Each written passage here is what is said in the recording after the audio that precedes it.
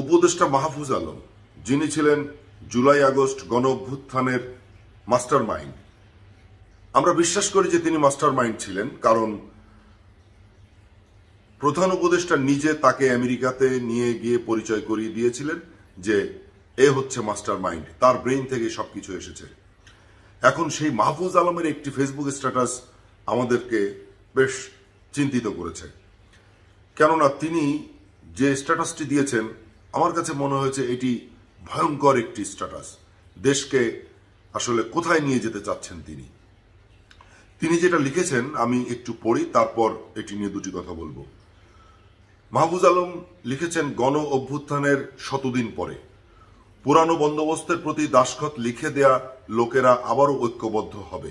এ দল ওই দল এখানে মুখ্য নয়, মুখ্য হল পুরাতন প্রজন্ম ও বন্দোবস্ত। ছাত্র তরুণদের জন্য একটি সুযোগ এসেছে, প্রতিটি প্রজন্মের কাছেই এরকম একটি সুযোগ আসে। 90-এর ছাত্র তরুণ খরচ হয়ে গেছে আগেকার প্রজন্মের ধূর্তামির কাছে।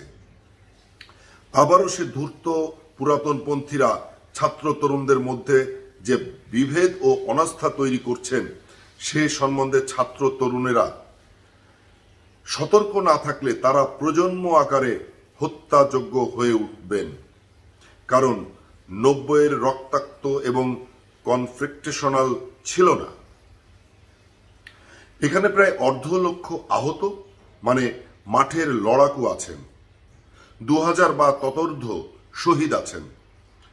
গৃহযুদ্ধের পূর্ববর্তী মুহূর্তে একটা সামাল দেয়া প্রচেষ্টা শুরু হয়েছে, যা এখনো চলমান।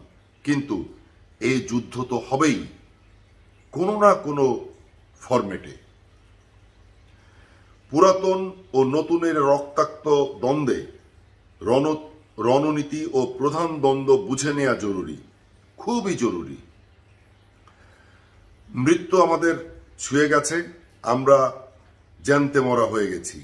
আমাদের শহীদ হয়ে যাওয়া ভাই বোনের সাক্ষ্যকে নিরন্তর পুনরাবৃত্তি করে যেতেই হবে। ক্লান্ত হয়েন না, জড়ো হন, ঘন হয়ে আসুন। এই স্ট্যাটাসের আসলে মানে কি, উনি কি বলতে চেয়েছেন? তিনি পরিষ্কার করে বলেছেন যে হবেই, এই যুদ্ধ হবেই। আসলে কোন যুদ্ধ হবে? এবং এই স্ট্যাটাসের মধ্যে দিয়ে বোঝা যাচ্ছে যে তিনি নিজেই একটা যুদ্ধের ডাক দিচ্ছেন এবং সবাইকে জড়ো হতে বলছেন, ঘন হতে বলছেন, এবং কোনো না কোনো ফরম্যাটে এটা হতেই হবে। উনি কোন ফরম্যাটের কথা বলেছেন? তিনি তো সরকারের একটি অংশ এবং তিনি মন্ত্রী মর্যাদার একটি পদে আছেন। যেহেতু মন্ত্রী মর্যাদার একটি পদে তিনি বসে আছেন এবং সেখান থেকে তিনি এই স্ট্যাটাস দিয়েছেন, তার মানে ধরে নিতে পারি যে এটি সরকারের একটি কথা। তাহলে সরকারে বসে থেকে কি এ ধরনের স্ট্যাটাস দেওয়া যায়? তিনি বলছেন হবেই, এ যুদ্ধ হবেই, এবং তিনি রক্তের কথা বলছেন। আমরা আসলে বুঝতে পারছি না যে এই মাহফুজ আলম এবার তিনি কোন মাস্টার মাইন্ড হবেন, দেশকে কোন দিকে নিয়ে যাবেন। রক্তের কথা বলেছেন তিনি, 90-এর গণ আন্দোলন বেহাত হয়ে গেছে সেটি বলেছেন, সেটিও অন্য জিনিস, সেটি আমি বাদ দিলাম। কিন্তু এখন তিনি কোনো না কোনো ফরম্যাটে হবে বলতে আসলে কোন ফরম্যাটের কথা বুঝিয়েছেন? তার এই স্ট্যাটাসটি নিয়ে মানুষ কিন্তু আসলে চিন্তিত হয়ে পড়েছে। তার মনের মধ্যে কি আছে, তিনি কোন প্রস্তুতি নিয়েছেন? তাহলে কি তিনি আবারও নতুন করে কোনো গণ অভ্যুত্থানের কথা বলছেন, কোন বিপ্লবের কথা বলছেন, কি গৃহযুদ্ধের কথা বলছেন, কোন যুদ্ধের কথা বলছেন? দর্শক, এটার ব্যাখ্যা উনি যা দিয়েছেন তার উত্তর তো তিনি দিতে পারবেন, কিন্তু এটির নানান রকম ব্যাখ্যা কিন্তু আমরা করতে পারি।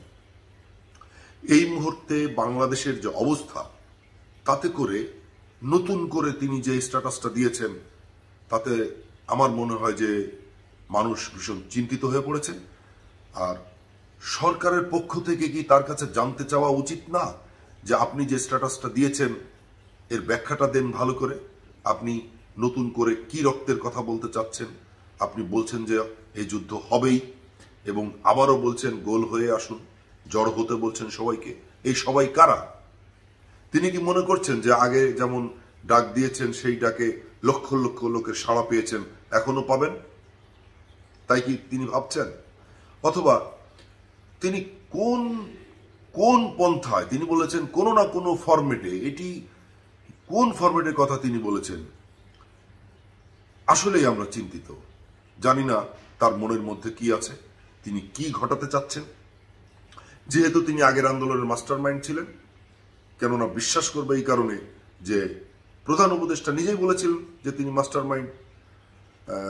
আসলে আমিও ঠিক বুঝতে পারছি না, তবে আমি নিজেও অনেক চিন্তিত হয়ে পড়েছি তিনি নতুন করে দেশকে কোথায় নিয়ে যেতে চান। সবাই ভালো থাকবেন।